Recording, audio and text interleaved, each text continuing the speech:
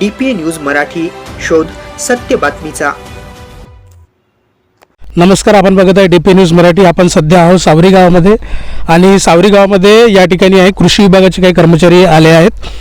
नानाजी देशमुख कृषी संजीवनी प्रकल्प टप्पा 2 या अंतर्गत काही प्रात्यक्षिक माहिती ज्या शेतकऱ्यांना ते देत आहेत. त्यांच्याकडून आपण जाणून घेऊया नेमकी काय शेतकऱ्यांना आता शेतीचं सीझन लागणार आहे. गेल्या 1-1.5 महिन्यानंतर हे शेतीचं सीझन लागणार आहे, परंतु पूर्वसूचना म्हणून आणि शेतकऱ्यांना फायदेशीर काय ठरेल या बाबतीत कृषी विभागाकडून काही गाईडलाईन्स देण्यात येत आहे. आपल्यासोबत काही कर्मचारी जोडले, त्यांच्याकडे आपण जाणून घेणार. काय नाव सर तुमचं? नमस्कार, माझं नाव प्रतीक लालसरे. मी तंत्रज्ञान समन्वयक म्हणून या वरोरा उपविभागामध्ये काम करता.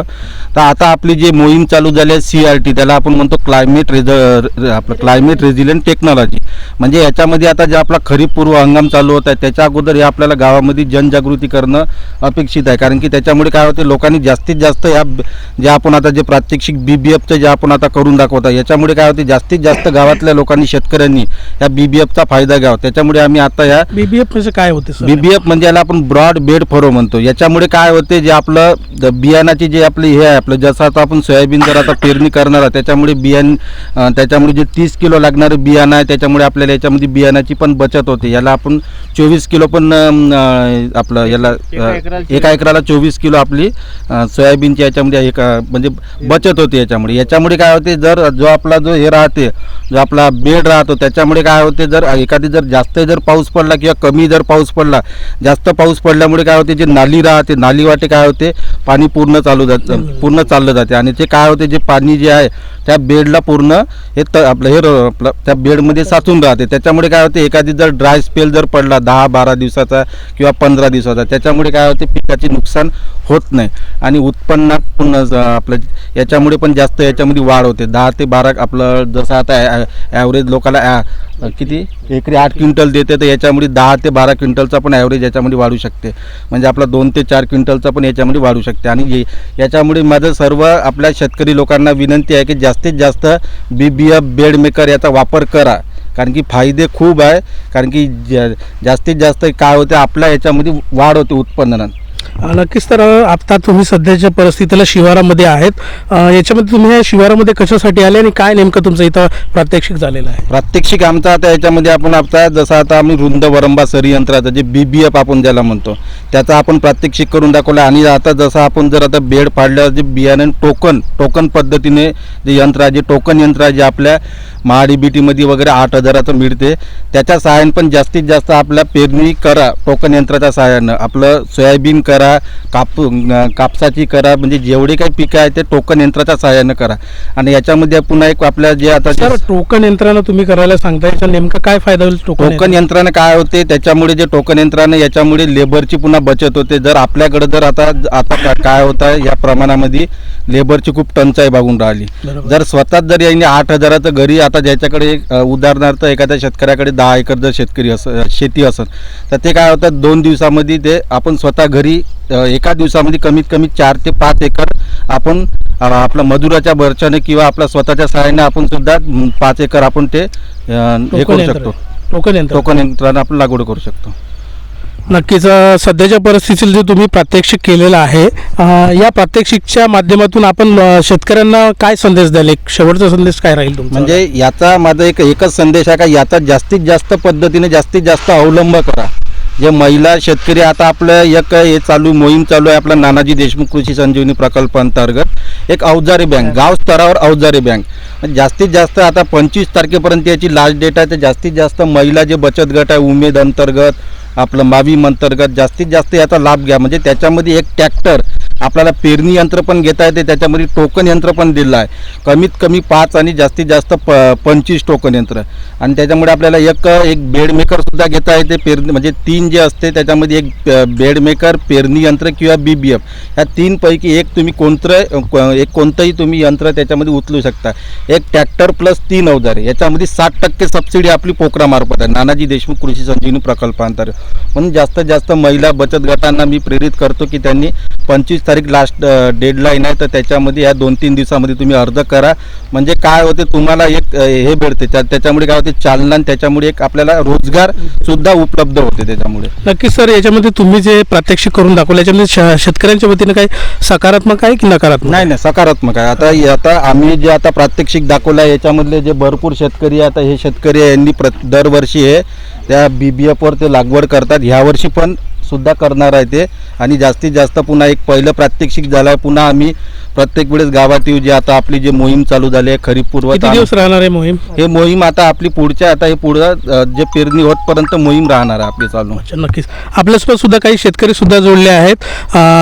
त्या शेतकऱ्यांकडून सुद्धा आपण त्यांच्या भावना जाणून घेणार आहोत. काय त्यांचं नेमकं म्हणणं आहे याच्यावरती, काय त्यांची सकारात्मक भूमिका आहे. काय नाव बोल तुमचं? माझं पूर्ण नाव अनिल नारायण बगरे, सावरी. बरं, काय आता सध्या प्रात्यक्षिक करून दाखवला तुम्हाला BBFचं? आज BBFचं प्रात्यक्षिक करून दाखवलं आहे सरांनी. खूप चांगलं आहे ते. मी 1 वर्ष केलं आहे ते याच्यामार्फत पेरणी. खूप चांगलं आहे. याच्यामध्ये बिजाईचं आपली बचत होते, हवा खेळती राहते, उत्पन्न वाढ होते, उत्पन्नाची वाढ होते का याच्या? खूप होते. पाण्याचा निचरा होऊन उत्पन्नाची वाढ होते आणि व्यवस्थित सगळे फवारणी वगैरे करायला व्यवस्थित होते. साधारणतः तुम्ही किती वर्षापासून हा प्रयोग करून राहिलेला आहे? मी आता 4 वर्ष झाले. 4 वर्षापासून. 4 वर्षापासून. हो. नक्कीच. या ठिकाणी अजून सुद्धा शेतकरी जोडले आहेत. काय नाव भाऊ तुमचं? माझं नाव दिवाकर नथुर डावले. आम्ही तुमच्या शेतकरी नाही, मी व्यावसायिक आहे, धंदा करतो मी. नक्कीच. काय तुम्ही आता सध्याच्या परिस्थितीत इथं तुमचं ट्रॅक्टर सुद्धा आहे आणि प्रात्यक्षिक करून दाखवलेलं आहे, काय तुमच्या माध्यमातून सकारात्मक भूमिका की नकारात्मक? माझ्या माहितीप्रमाणे BBFचं एक वैशिष्ट्य आहे की BBF हा आपल्याला जे बीज पेरायचं आहे जमिनीत, सोयाबीन, चणा कोणतं, त्याचा थिकनेस, खोली, त्याची जी खोली आहे किती इंच पाहिजे त्या इंचावर त्याचं शेडिंग करून पेरणीला सुरुवात करता येते. एकरी आपल्याला गव्हर्नमेंट म्हणते की 25 किलो चणा पेरा, की असं नाही का? चण्याचं जे त्याचं माप आहे त्या मापनुसार त्याचं सिस्टम आहे, त्या मापनुसार एकरी 25 किलो माल पडेल. दुसरं, त्या मालाची उगवणशक्ती चांगली राहील आणि त्या काय म्हणताय मोड व्हायची जे भीती चान्सेस आहे, म्हणजे जे मोडा व्हायचा पावसामुळे तो मोडा कधी होणारच नाही. याचा मोडा नाही होणार. BBF मुळे मालाची मोडा होणार नाही एवढा आपला विश्वास आहे. याच्यापासून भाऊ पिकाची उत्पादकता वाढेल का? वाढेल. त्याचं जे अंतर आहे, ते झाडाचं डिस्टन्स आहे, जे आपल्याला पाहिजे तेवढं त्याच्यातून देता येईल. त्याला जे सूर्यप्रकाश आणि हवा जे त्याला पाहिजे आहे ते पूर्णपणे त्यांना मिळते. त्यामुळं त्याला जे 50 शेंगा लागायच्या तिथं 70, 80, 100 अशा जमिनीची पोच पाहून त्याला उतारी मिळेल. नक्कीच. या ठिकाणी जर पाहिलं तर दिवाकर भाऊंनी आपल्याला सविस्तर याच्यामध्ये सांगितलं, कारण ते व्यावसायिक सुद्धा आहे. अजून आपल्यासोबत शेतकरी जुळलेत, रवी भाऊ जुळलेत, त्यांच्याकडून जाणून घेणार आहोत. हे सध्या शिक्षित शेतकरी आहेत, यांच्याकडून आपण माहिती जाणून घेणार. सध्या इथं प्रात्यक्षिक झालेलं आहे आणि त्यांच्या माध्यमातून जे सांगण्यात आलं की शेतकऱ्यांची सकारात्मक भूमिका आहे. याच्यावरती तुम्ही काही या अगोदर प्रयोग केले आहेत का या BBF वरती? नाही, मी स्वतः केलेलं नाही, परंतु आता माझ्या गावातील जे शेतकरी आहे अनिल भाऊ मगरे यांनी केलं आहे आणि त्यांनी माहिती आता आपल्याला दिली आहे. तर माझंही एक सर्व शेतकऱ्यांना या माध्यमातून आव्हान आहे की सर्व शेतकऱ्यांनी याचा अवलंब करावा.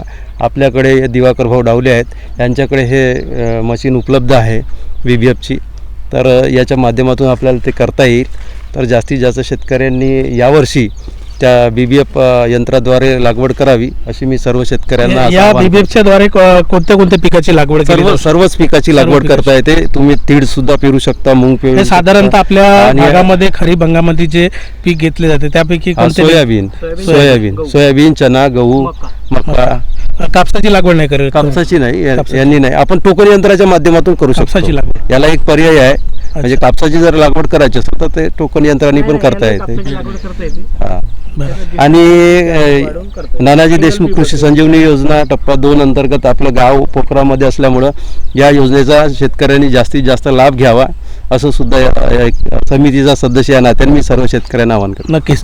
या ठिकाणी जर पाहिलं तर शेतकऱ्यांना जे BBFचं जे प्रात्यक्षिक दाखवण्यात आलेलं आहे आणि कृषी विभागाच्या माध्यमातून सुद्धा इथं आवाहन करण्यात येत आहे.